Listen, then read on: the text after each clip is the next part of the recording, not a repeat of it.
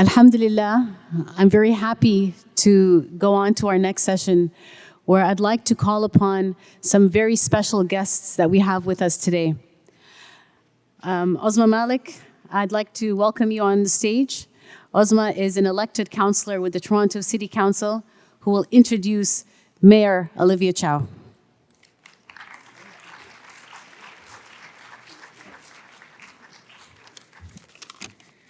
Good evening, everyone. Assalamu alaikum. How are you all doing? Invigorated by the session we just got to participate in? Thank you very much for that kind introduction, and to the Muslim Association of Canada for the invitation to be here. As was mentioned, my name is Ozma Malik, and I'm so proud to be Toronto's new Deputy Mayor and the local City Councillor right here in Spadina, Fort York. Thank you. It wasn't until after I was elected to the Toronto District School Board in 2014 that I discovered I was the first hijab-wearing Muslim woman to be elected to public office in Canada ever.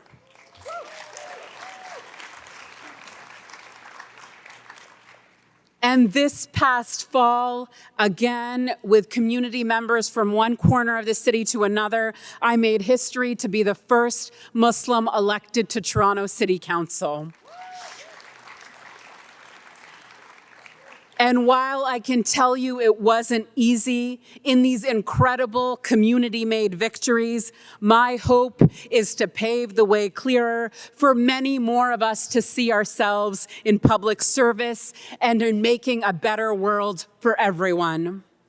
Seeing so many fellow Muslims here today is just another reminder of how vital Muslim communities are to the fabric of our cities and our nation. Yes, absolutely. My vision for our city is a Toronto for all, where all people have the agency and power to dream, create, and build a Toronto which takes care of all, honors all, and lifts all of us up. Thank you so much to the organizers, facilitators, and incredible team of volunteers who made this convention possible over this weekend. They deserve all of your appreciation.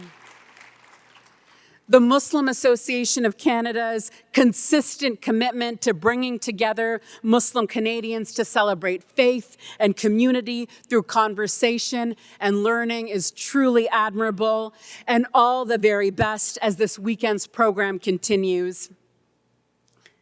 Mayor Olivia Chow knows about the importance of championing our communities. She has worked to improve the lives of people in Toronto and right across Canada at the local and national level, as a school board trustee, as an amazing city councillor, as a committed member of parliament, and now as an incredible history-making mayor of Canada's largest city. It's my honor to welcome to the podium Toronto's Mayor Olivia Chow. Thank you so much.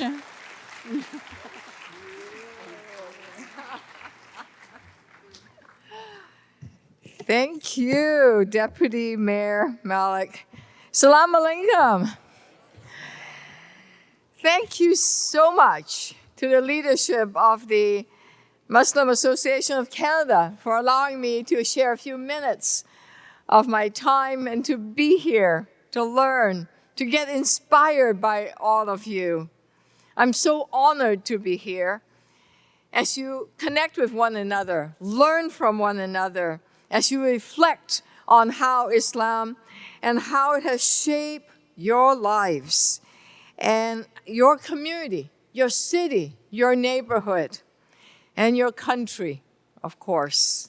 Yes, it does shape everything.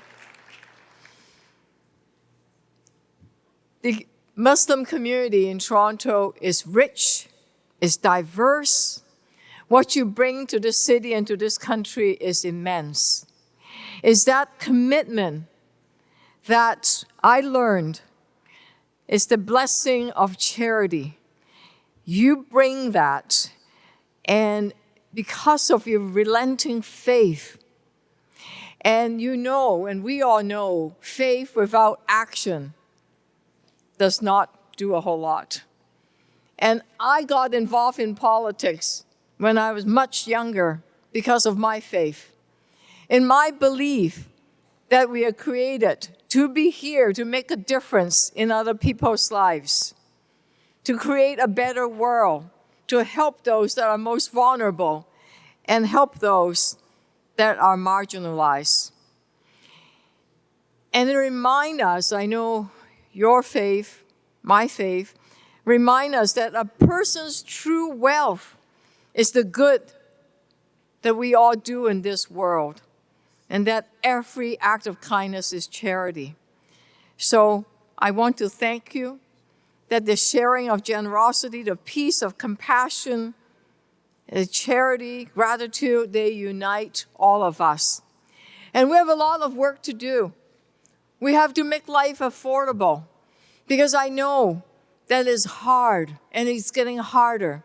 And it's so important that we create housing, affordable housing, especially for seniors, so that the seniors can stay home or have a place, because they have served so much to all of us.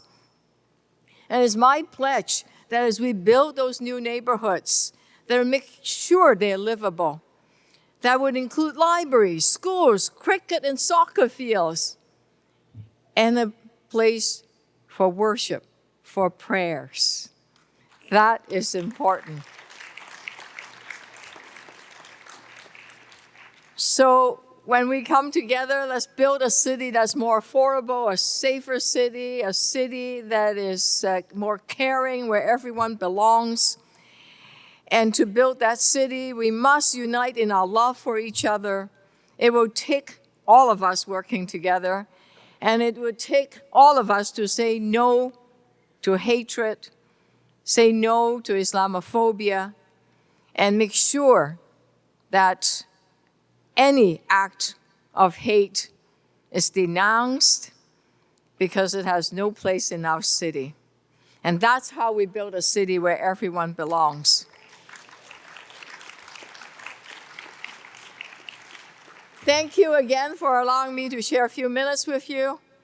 I hope you continue in your journey of faith. And as we learn from each other, let's connect and let us share our love for each other. Thank you so much.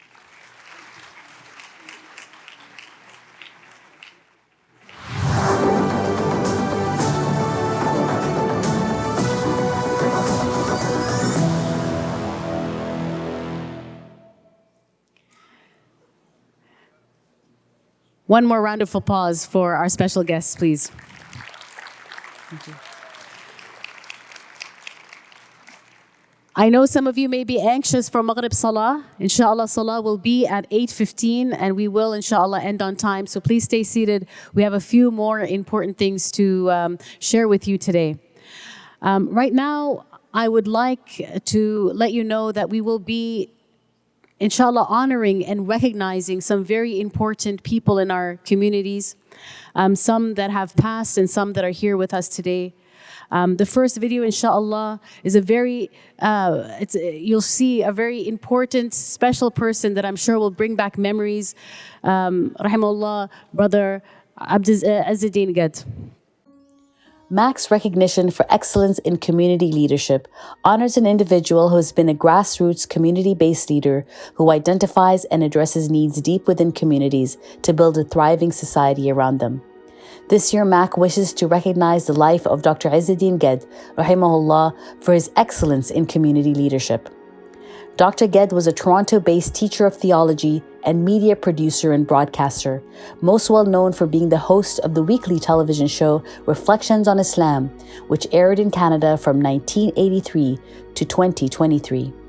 As a pioneer in his field, Dr. Gad's show was once one of the sole sources of media-based education for Muslims and non-Muslims alike.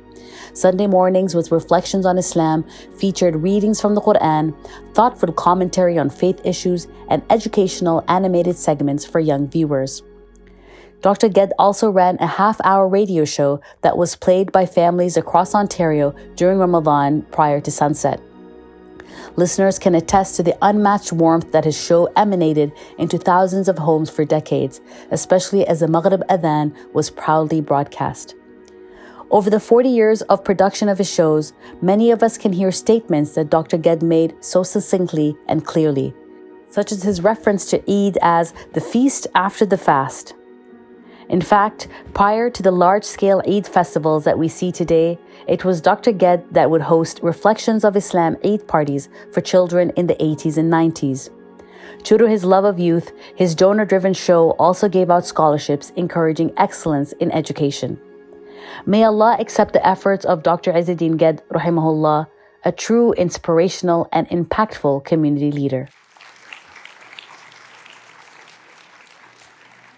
When you get a chance, please do read Surah Fatiha for our brother. We'd also like to recognize two important individuals within our community, and we'll start off with the first video. The MAC Canadian Islamic Narrative Leadership Award recognizes how an individual has worked to identify and contribute towards the various ways narratives are proliferated in society, and then actively engages to contribute to an authentic Islamic narrative. This year, MAC is honored to recognize Haroon Siddiqui for his leadership on Canada's Islamic narrative. A highly respected journalist, Haroon Siddiqui has been an advocate for fairness and equality of opportunity through his work that spans over 50 years. Mr. Siddiqui started his career with the Press Trust of India news agency in Mumbai and moved on to the Brandon Sun in Manitoba for 10 years. He then spent 37 years with the Toronto Star, where he served as a columnist and a national editor, and is currently the editorial page editor emeritus. Mr. Siddiqui has had the opportunity to write from nearly 50 nations, challenging stereotypical thinking and encouraging dialogue and understanding through his articles and public appearances. In recognition of the impact of his work, Mr. Haroon Siddiqui became a member of the Order of Canada 21 years ago, and earlier this year, he was honored with the coveted Canadian Journalism Foundation Lifetime Achievement Award.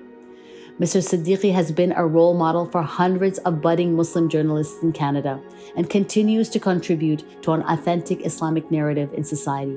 His upcoming memoir, My Name Is Not Harry, will inevitably further enlighten readers around the world. It is MAC's honor to be recognizing Dr. Siddiqui with the 2023 MAC Canadian Islamic Narrative Leadership Award.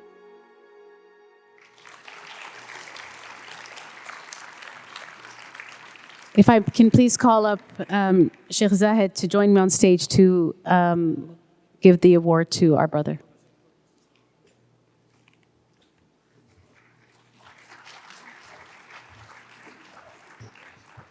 Assalamu alaikum wa rahmatullah.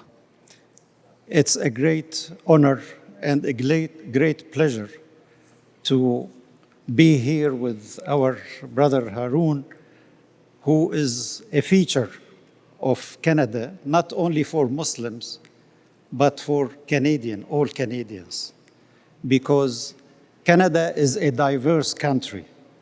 And without the voice of Haroon that we were always waiting to read in the Toronto Star, we won't have the perspective, the diverse perspective that Canada represents in its population.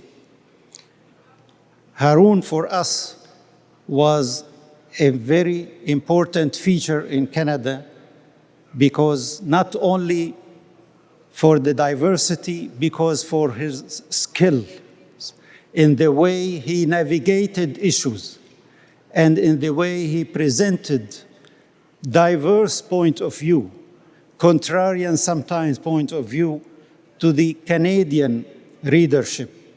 And he added to the richness of this country. He was not only a Muslim writer, but he was a writer for humanity. He wrote about Muslim issues, but he wrote about justice issues also. And as such, was a source of inspiration for many readers, Muslims and non-Muslims alike. And when we are honoring him, we should also remember the editorial board of Toronto Star, who are not present here, but we must acknowledge them and be grateful for them for having Haroon at the Toronto Star for so many years and accepting his views despite sometimes vehement attacks from other people. Again, they showed courage and they showed understanding and they showed depth of perspective that we lack these days with the absence of Haroon and someone like him. Others have tried to fill the vacuum that he left, but I would say not with great success till today, and we hope that there will be other writers, other analysts who will hopefully fill his shoes and will be able to continue his message of justice and diversity and saying the truth and adding to the richness of the Canadian fabric. Thank you very much, Brother Haroon. I will call Brother Haroon and Brother Sharaf and Brother Abdul Latif. Oh, you are here. Okay, to present the award. Gratitude.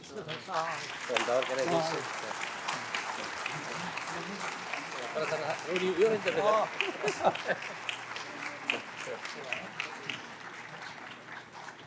Picture is very important. Yes. Inshallah.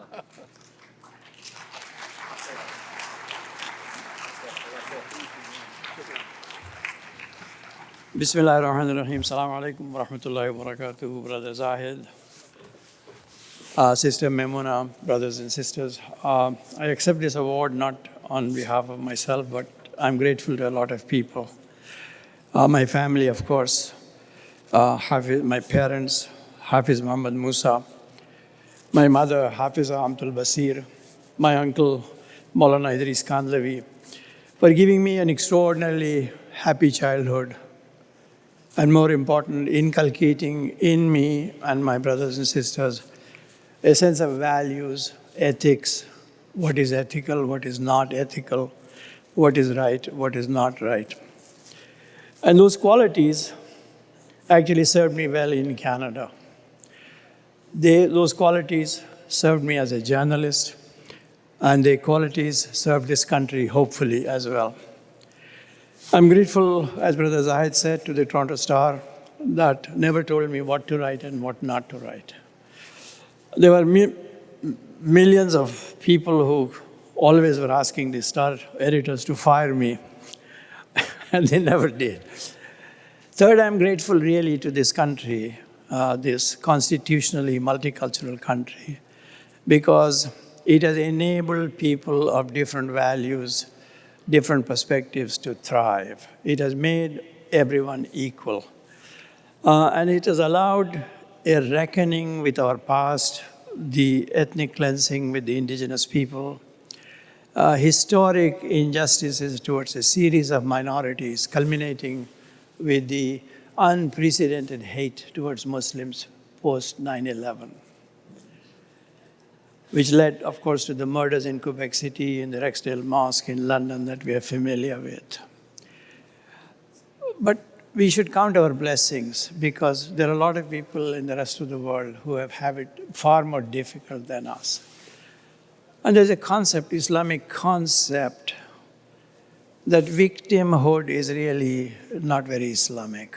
We should be grateful for what we have, and we have made enormous progress to the extent that there's a widespread recognition in the Canadian community that there have been injustices, that there have been Islamophobia, and that we need to correct it. We have a long way to go, but I record in my book that Muslims are on their way, alhamdulillah. There's enormous success. Most ironic thing is, and this is the one that Islamophobes would hate, as much as they tried to put down Muslims, Muslims became more Muslim after 9/11. Masajids are full. Every masjid Friday, 3-4 prayers. You go in Ramadan, masajids are full. People are taking their place. And an ultimate thing that a lot of people have not recognized, Muslims are finding their voice in the democratic process in Canada. This is an extraordinary development. Previous persecuted minorities took a very long time to get to that stage. Muslims are a relatively new community in Canada, and despite or because of the unprecedented discrimination that they have faced, we stand far more strengthened and far better Canadians and far better Americans than we were before. Jazakallahu khair. Assalamu alaikum.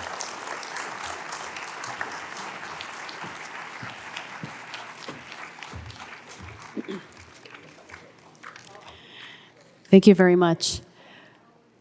We also would like to recognize a very important friend of our community. If you could please turn your attention to the video. The MAC Friends of the Community Award recognizes an individual who has made significant contributions in society towards leading with a vision that will nurture healthy communities in Canada. This year, MAC is honored to recognize Tim McSorley for being a friend of the community. Since 2016, Tim McSorley has been the national coordinator of the International Civil Liberties Monitoring Group Coalition. His work focuses on advancing the coalition's mandate to defend civil liberties in Canada from the impact of government policies, and he works tirelessly with allies and partners to fight for change. One of Tim's priorities is on emerging forms of surveillance and religious and racial profiling. In December 2022, Tim authored an article in the National Post entitled "Canada's Persecution of Muslim Charities Must Stop," which referred to the Canadian Revenue Agency's disproportionate auditing of Muslim charities under the guise of preventing terrorist financing. He argued that this is driven by systemic Islamophobia and racism and called for government change and independent verification. In March 2022, Tim presented to the Standing Senate Committee on National Security and Defense, where he argued that through Bill S7, the rights of Muslim travelers in Canada would face severe and disproportionate risks. The Muslim Association of Canada thanks Tim McSorley for speaking truth to power, for his guidance and advice, and for being a true friend of the community.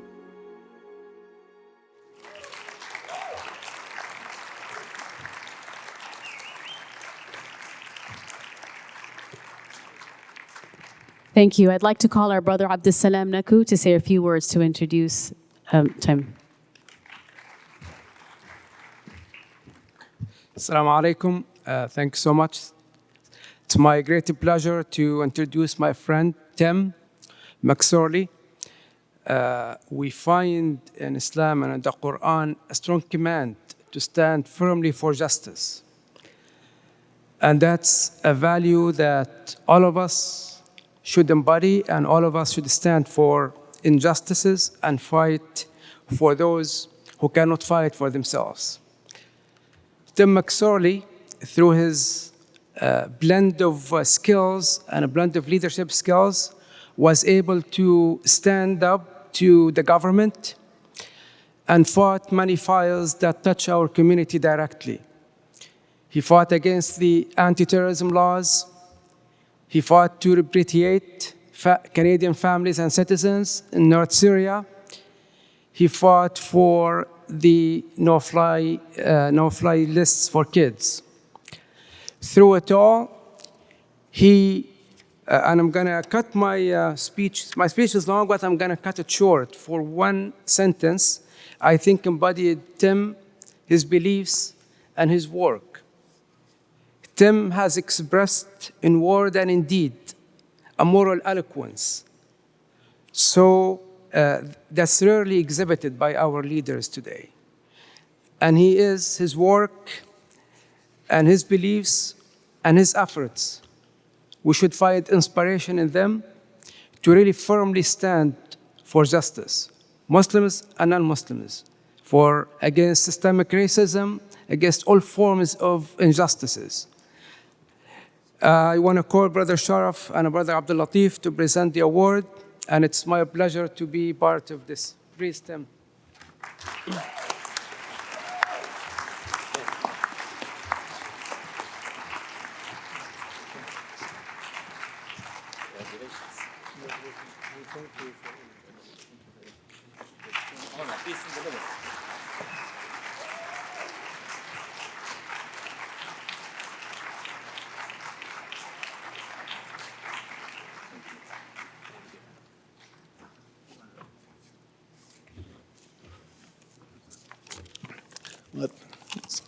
just get my notes here. Thank you so much, Abdul, for those moving words, and thank you so much to the Muslim Association of Canada for honoring the work that I've done and that I've done with so many people who I know are here today in the fight for justice, in the fight against systemic Islamophobia, in the fight against hatred and racism, and in the defense of human rights. It's really an honor to be here. I wouldn't be here if it wasn't for the work of the others around me at the International Civil Liberties Monitoring Group, where I've had the honor of working for the last 7 years.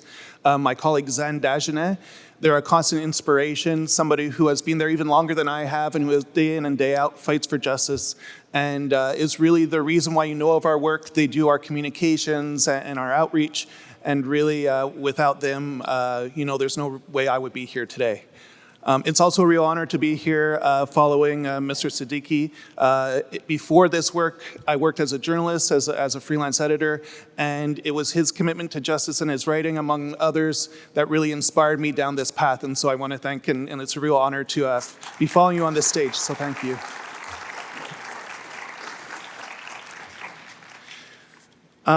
It's also inspiring to be here with my wife, Bamidele, who really, inspires me and supports me.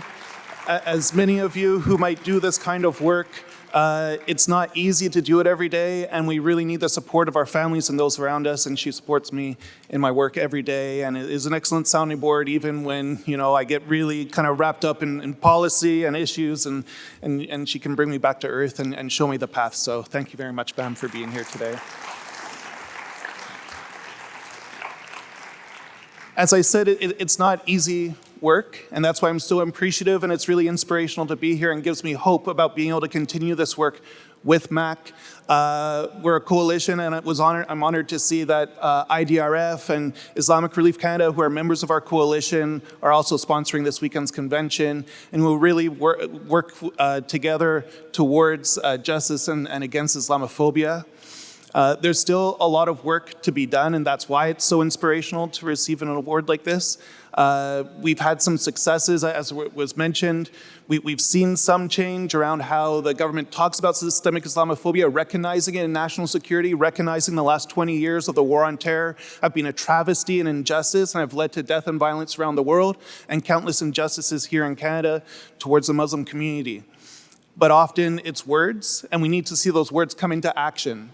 And, I know that working together and being here today, it helps to feel better to know that this work is recognized and seen, and that we can work together to make sure that we see words come into action, that we see the CRA actually stop auditing and suspecting Muslim-led charities and organizations, and that they don't just say that they will, but they actually do it.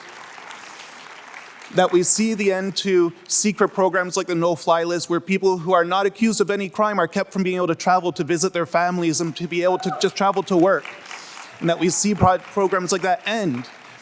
That we see an end to the constant extension of surveillance powers around national security agencies, around secret powers that allow them to disrupt, that see them coming to campuses and schools and to places of work and places of worship just because they suspect an entire community. It's not right. It needs to end, and we need more than words that we've heard so far. We need to see action. And, an award like this today and being recognized and being here with all of you gives me the inspiration to be able to continue that work to see put into action. So shukran, thank you very much. And I look forward to working with you and enjoy the rest of the conference. Thank you.